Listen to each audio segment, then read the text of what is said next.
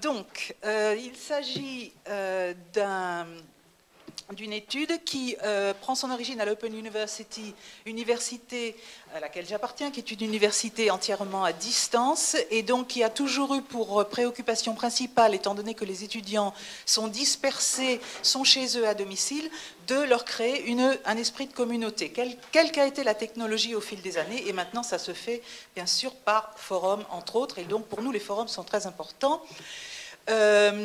Donc nous, dès qu'un étudiant est inscrit dans un module, il a automatiquement accès à un forum et nous les encourageons bien sûr à participer à ce forum, mais ces forums sont des forums institutionnels modérés, il y a des modérateurs, nous gardons un œil sur ce qui s'y passe et nous avons donc remarqué que les apprenants posaient explicitement la question de la dynamique, ils se posaient les uns et les autres la question de la dynamique de groupe dans le forum. Donc ça nous a intéressés.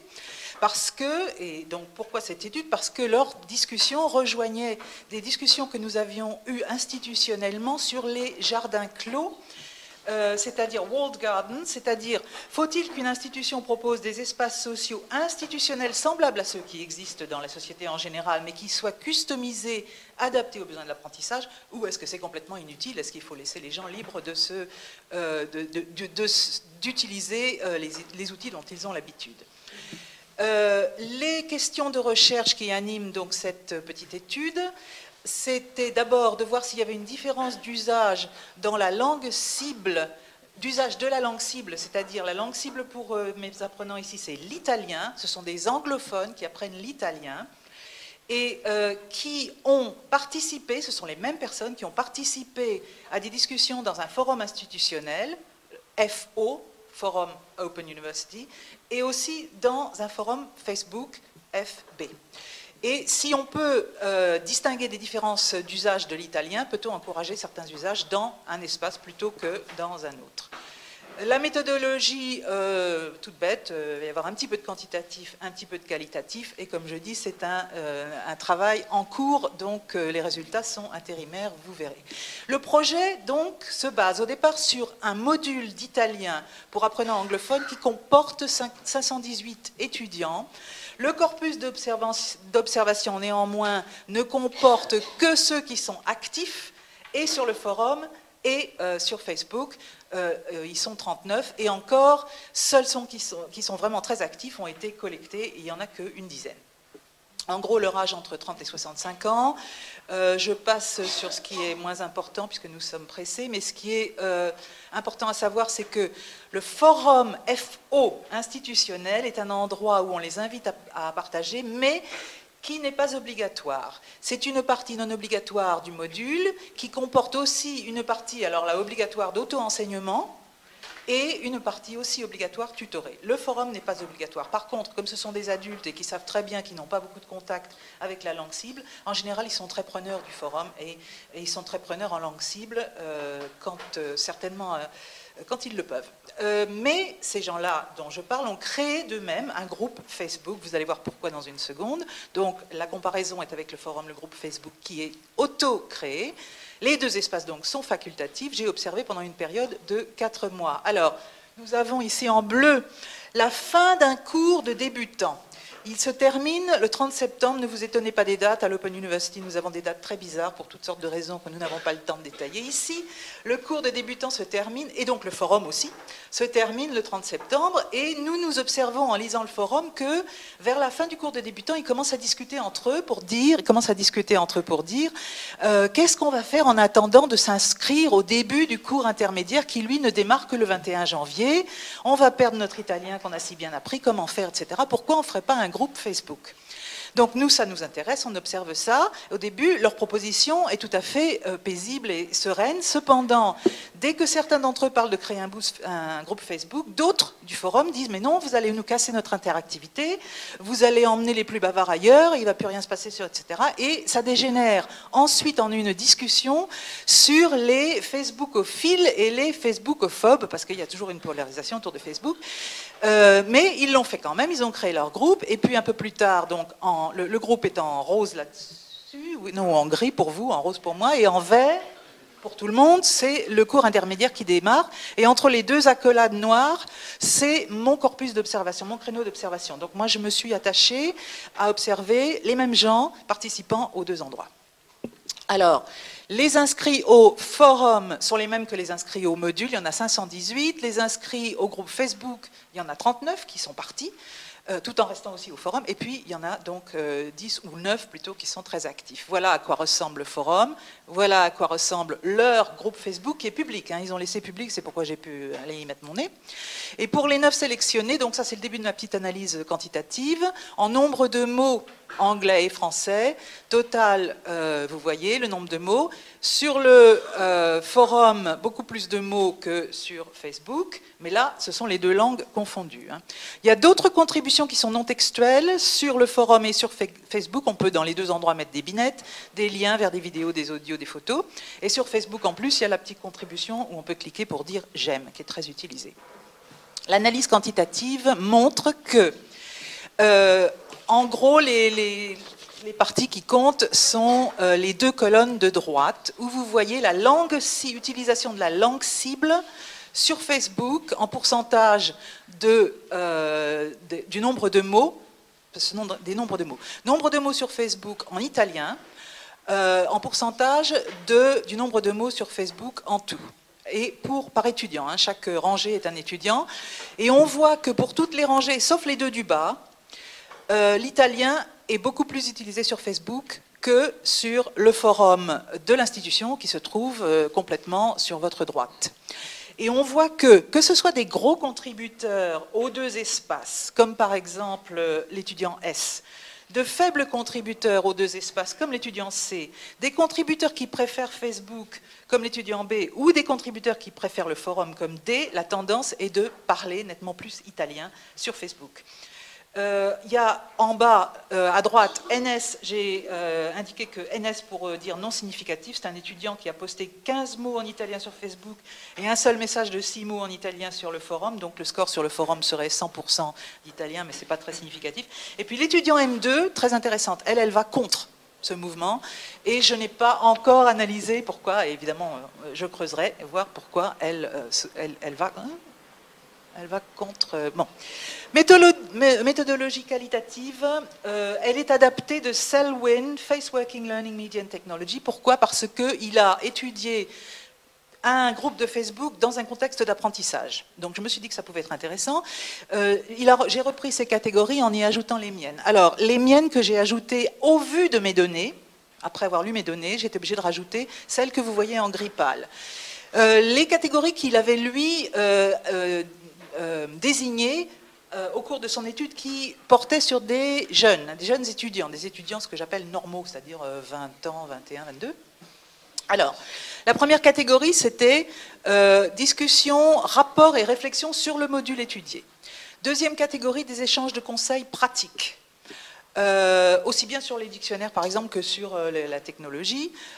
Troisième catégorie, des échanges de conseils culturels, qui se divise pour moi, alors c'est moi qui ai rajouté la distinction parce que quand j'ai vu ce que faisaient mes apprenants, entre discuter de la culture universitaire en général, c'est-à-dire le vécu d'un étudiant, le ressenti d'un étudiant, et puis deuxièmement discuter de la culture italienne, la culture afférente au module qu'ils étudient.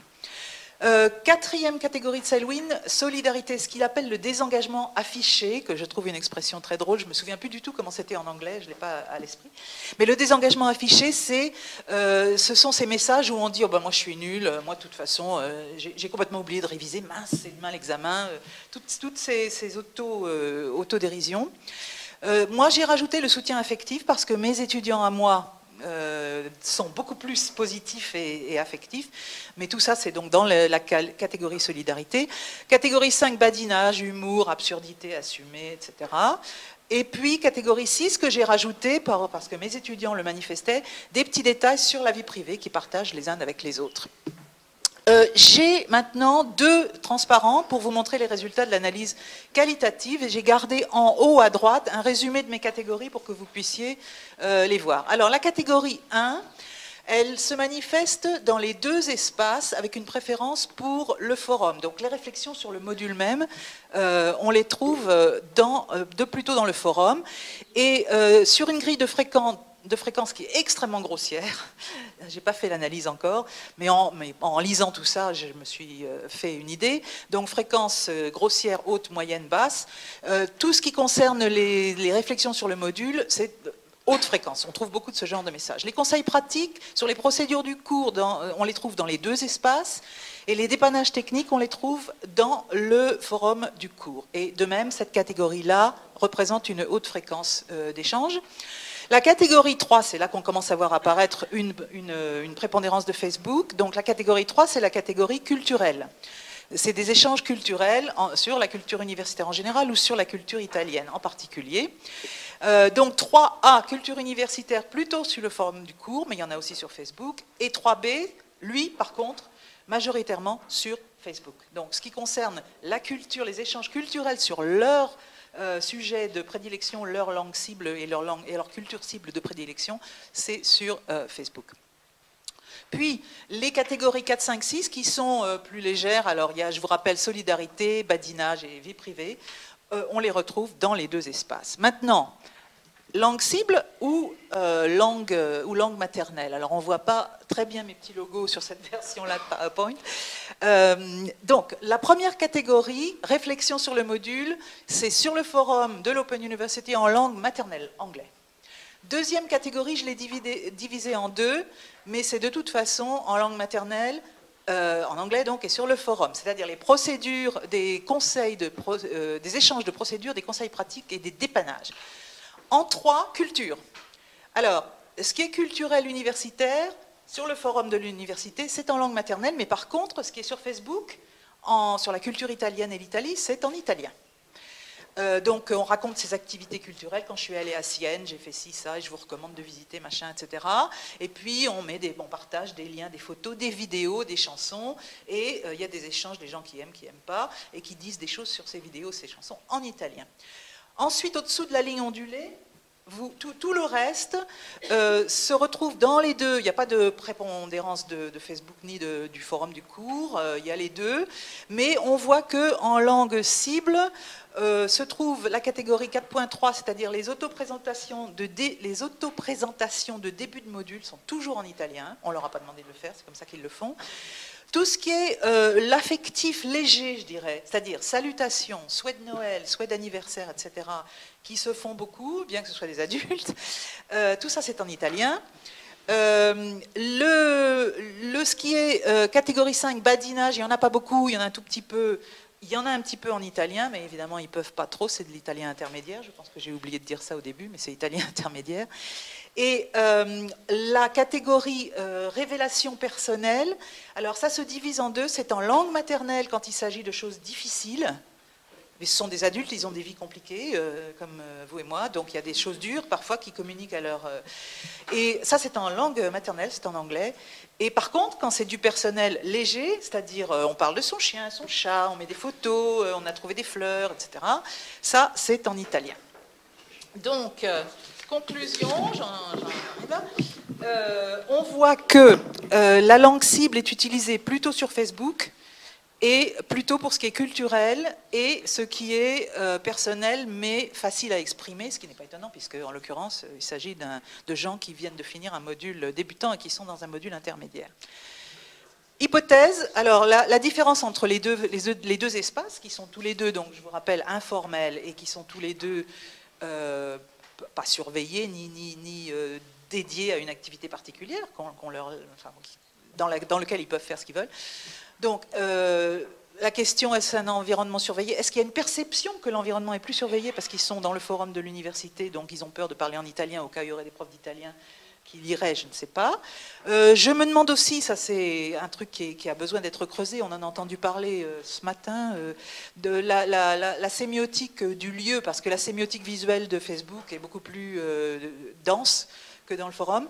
Et puis un phénomène de mode et de polarisation, c'est-à-dire que si on gagne la bataille de Facebook et qu'on gagne contre les anti-Facebook, on est plus solidaires les uns des autres, ça encourage peut-être la prise de risque et donc de parler en italien. Piste future, d'abord élargir le corpus, parce que quand j'ai parlé à mes collègues de ce que j'allais présenter ici aujourd'hui, basé sur de l'italien, mes collègues de français m'ont dit « Ah bah oui, mais sur le module machin, ils font ça aussi », et puis collègue chinoise m'a dit « Ah bah oui, mais en chinois, ils font ça », etc. Donc il semble que ce soit un phénomène assez répandu.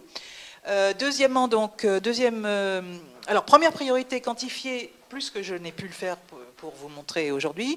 Deuxièmement, analyse multimodale qui prendra en compte tous les éléments sémiotiques possibles, y compris visuels. Troisième priorité, l'aspect communicatif, parce que voit-on de l'italien dans des fils, dans des démarrages de fils de conversation ou dans des réponses? Est-ce que si quelqu'un démarre en italien, quelqu'un qui est plus à l'aise en italien, est-ce qu'automatiquement ça va générer de l'italien? Mon intuition, c'est que oui. Et ça débouche donc sur des questions d'apprentissage en milieu informel, et ça va déboucher, je crois que mon temps est terminé, sur notre discussion sur le formel et l'informel. Merci.